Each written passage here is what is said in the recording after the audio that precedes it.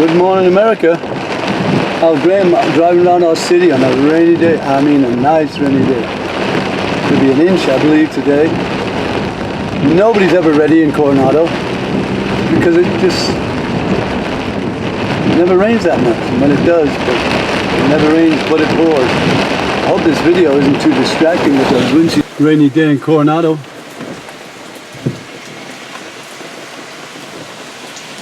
Al Graham for the Cape Pixie Radio, the only nuclear-powered radio station on God's green earth. We're operating out of the disused power plant San Onofre up along the coast there near Oceanside. And it's actually San Onofre, below Oceanside. But we also have a mobile unit, which is this. So let's start out our day out with little stones, huh? Play with fire. Oh no. Actually, this is a better one. But here we go.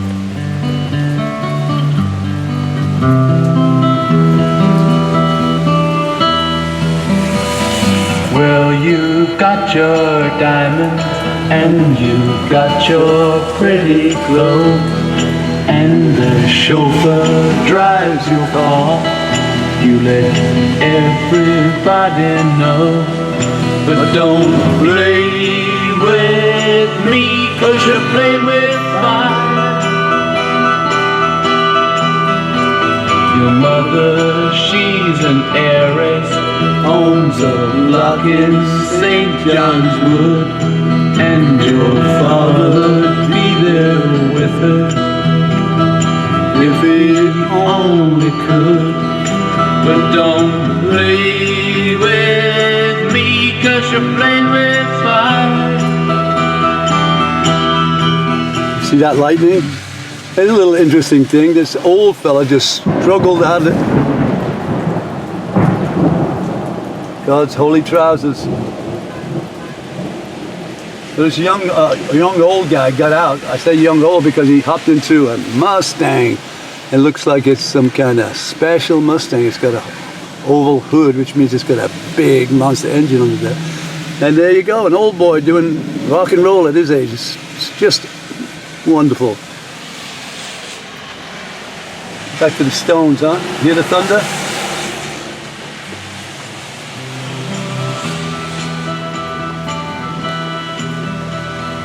Old man took her diamonds and tiaras by the score. Now she Gets her kicks in Stepney, not in Knightsbridge anymore.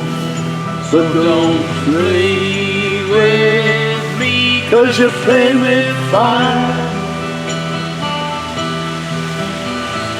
now you got some diamonds. Can't beat the Stones. What a flashback.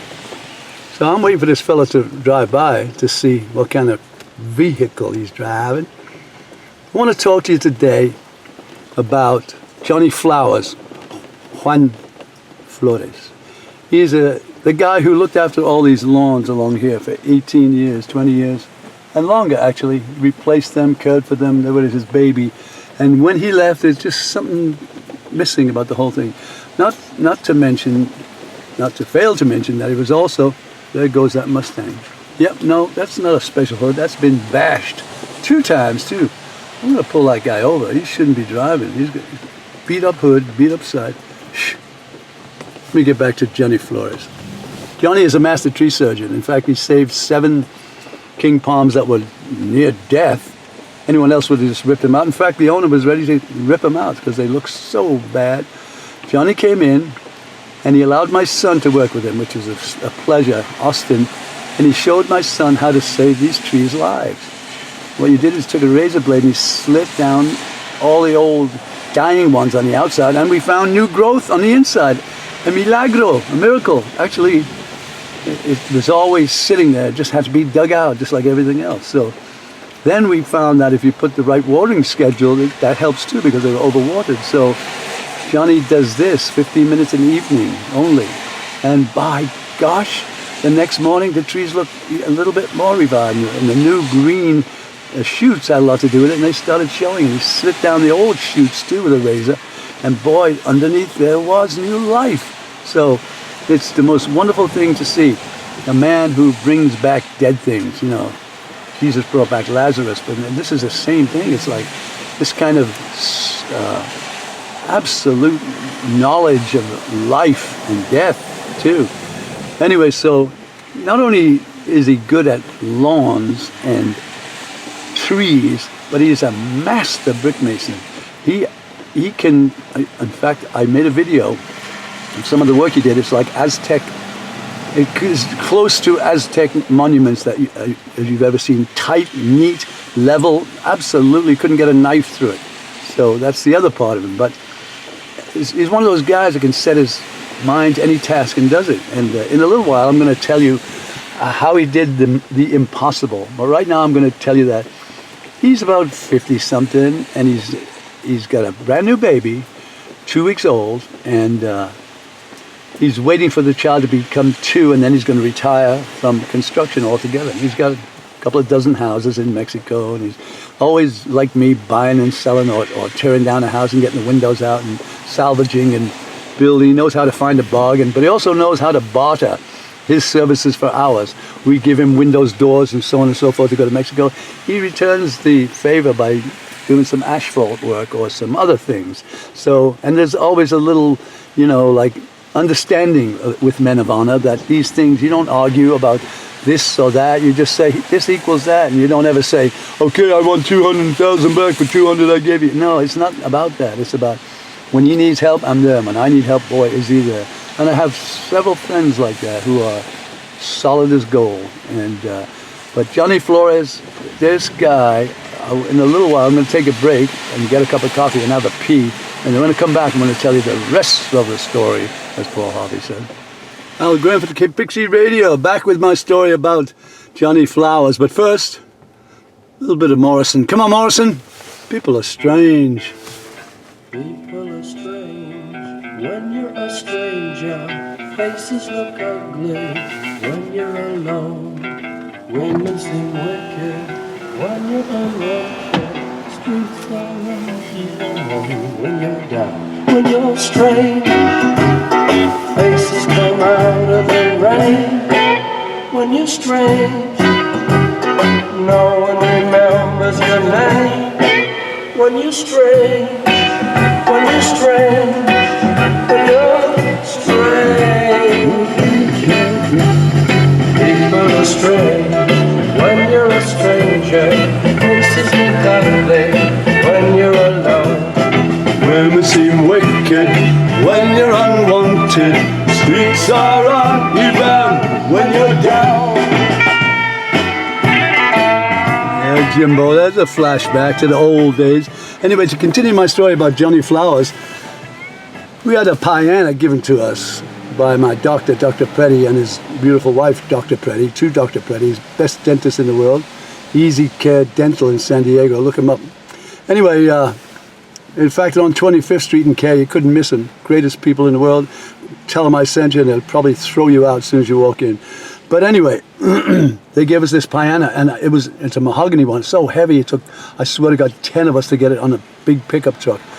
And we even had a lift to do it.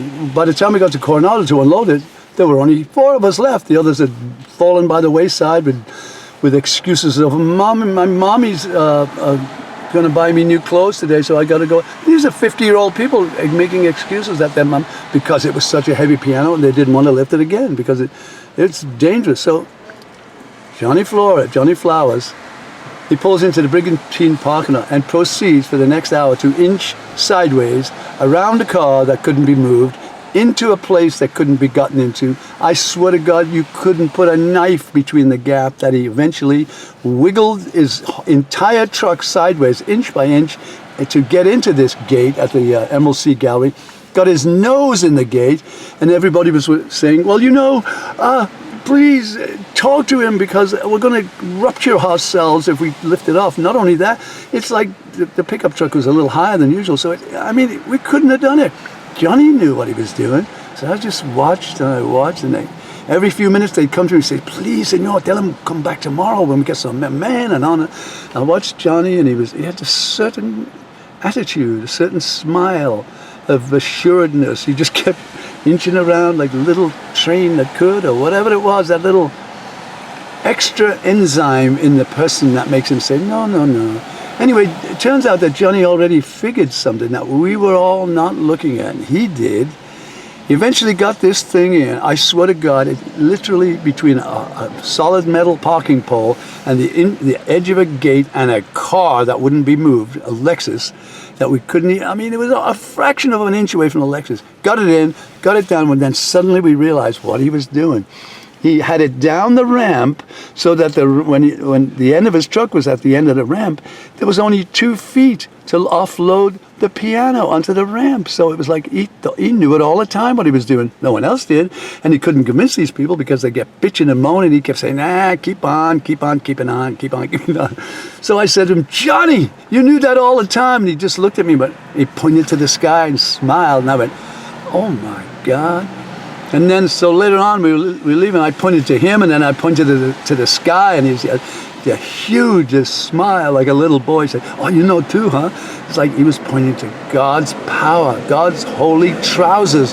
He was saying, I believe so much that I don't need to worry because I got the man on my side up there.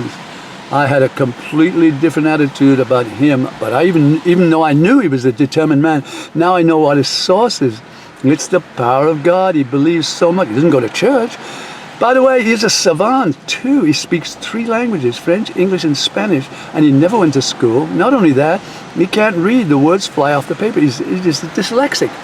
And but he has a philosophy, if you listen to him, beyond any normal man I ever met. And I'm not just blowing smoke here, because to look at him, he's overweight, his teeth are not perfect, and he can't hardly articulate. He actually can if you listen, but it's our accent, and you on some words. But if you listen closely, you realize this is no fool. This is somebody not to be underestimated. He gets shit done because he believes in God, and he believes in himself, and he believes he's connected to God. And in that case, you can't win. It's like the paladin, the old Knights Templar. The paladin on the field of battle could not be defeated if he had the right cause, and that's who we are, modern day Knights Templar, and so is Johnny.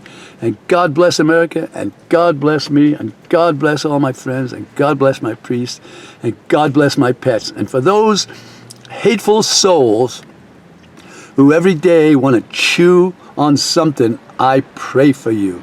I pray for your soul, because I know you must be in agony, or you just don't know the difference between that awful effort you put out hating is exactly the same effort. If you put out loving, you'll get it back. Because guess what? When you put out hate, you get hate back. Nothing less. When you put out nice, yeah, some people will abuse you a little bit and take advantage because they're unfixable or they're confused and angry. But if you spend all that time hating, it's like, you ever watch a junkie waiting for a fix? Watch 3,000 car lights saying, that's the car, that's the car. He has the patience of Job. He's got great patience, but I just realized that I was on Zoom and all this footage is horrible. So please forgive me. But anyway, this patience thing, it's like the junkie will wait in the cold, will hover at the gas station in the winter, sleet and rain, waiting for that connection. If you put that much patience into that, can you imagine what you would do if you put it into construction or anything at all other than what you're doing? No, people don't, because they're driven by this thing called habit, habitual, force of habit. So stuck in it, it's so deep that they'll never get out of it unless they call on the higher power or become a little more humble and not such dicks. But I don't mean that in a nice way. And there you have it. I am going to hell for using those vulgar phrases in this lovely report, but I am so sorry. I suffer Tourette's syndrome, and I swear it's involuntary. No, I can't get away with that anymore. Well, there you have it. There's a nice, interesting plate. Vomi-awa. What the? What? Vomi-or. Interesting. A gentleman just said to me, if you want to know what it is, you better look it up. I like that. I will look it up. So if you're listening to this, look it up yourself. It's UOMI. Or is it V? Well, Uomeawe. That's great. We'll find out. And he's not about. This is a line from a movie. You owe me all, an English word, and he won't tell me what it means because it's in the English dictionary. And he went to the University of Illinois, so I went to the University of Reformatory, so I never got educated. I was stealing cars when I was a child instead of going to school. I was stealing cars too, in boats. Go on. Yeah. Where? Chicago. Oh well. But I never got caught. Hey, it's Liverpool, Chicago, New York. It's all the same. Yeah. In a city. Yeah. So how'd you go to university? How'd you get educated? If you have How? I mean, what made you? turn around, What's the difference? Yeah. What's the difference between you and me? I never went to school. I was self-educated. I realized that was the way out. How? I saw, I was with people who were educated. I saw it was the way out of the Nuka. Most kids in that position will never get out of that. Right. What's special about you? No. How did you I was see? lucky. Oh, but how did you see that was the way? What was? I worked in a garage that I parked the cars for rich people and talked to them. And I got out of my group that I was hanging around with into a different group.